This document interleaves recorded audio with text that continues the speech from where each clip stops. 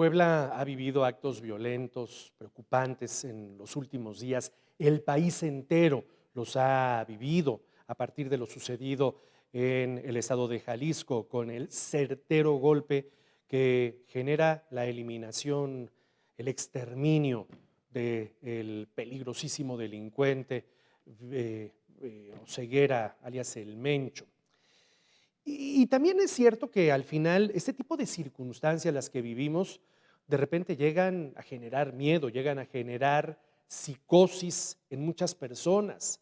¿Cómo enfrentar estas emociones en la vida diaria? ¿Cómo enfrentar estos temores? Roxy, ¿cómo estás? Buena tarde, te saludo. Juan Carlos, este fin de semana la imagen de un autobús incendiándose aquí en la autopista México-Puebla fue una de las que causó mayor miedo y mayor alerta entre la población. Y justamente esto pasa cuando hay noticias de violencia. Sin embargo, los expertos señalan que vivir en constante alerta también es perjudicial para nuestra salud mental. Hoy platicamos de cómo mantenernos informados sin permitir que el miedo justamente invada nuestra mente.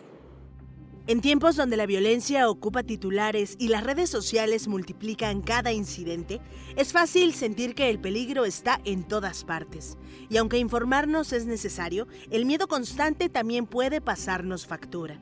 Los especialistas advierten que cuando el temor se vuelve constante, cambia nuestra rutina. Dejamos de salir, desconfiamos de todos, alteramos nuestro sueño, nos aislamos y afectamos nuestra salud. El problema es cuando no sabemos controlar ese miedo y podemos perder la realidad.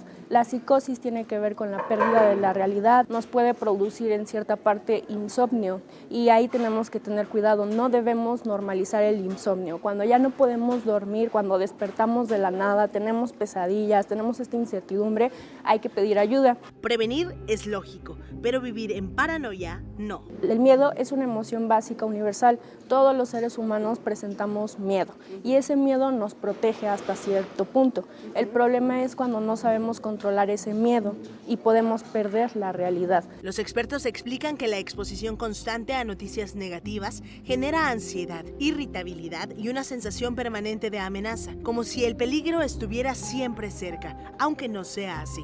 Socialmente estamos aceptando de toda esta información que nos está atacando al por mayor. Que si no descansamos bien, estamos siempre en modo de alerta, estamos dándole mucho scrolling a la pantalla, entonces desafortunadamente también estaríamos atrofiando a nuestro cerebro a creer y tomar en cuenta todo lo que estamos viendo en estos contenidos. A eso se suma otro factor que agrava el problema, las redes sociales.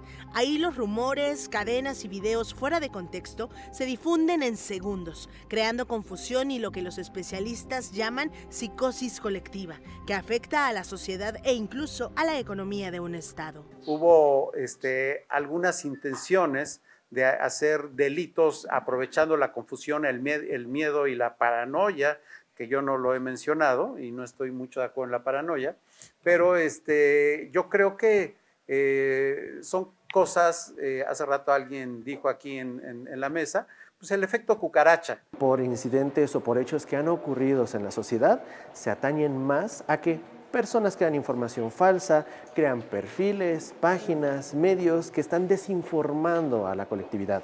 La población acepta esta información y ¿qué es lo que pasa? Accedemos a compartirla en lugar de primero identificar si es cierto, si es falso y para poderla reportar. Por eso la recomendación es clara, informarse solo en fuentes confiables, evitar compartir mensajes sin confirmar, reducir el tiempo de exposición a contenido alarmista y mantener medidas básicas de autocuidado.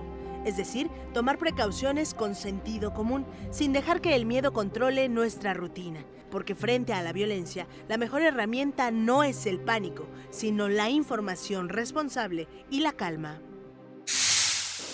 Juan Carlos, la clave, lo dicen los expertos, es mantenernos informados sin permitir que el miedo, que es una reacción natural de los seres humanos, se convierta en psicosis, para que de esta manera además nuestra vida diaria no resulte afectada. El reporte, vuelvo contigo. Muchas gracias, Roxy. Buena tarde.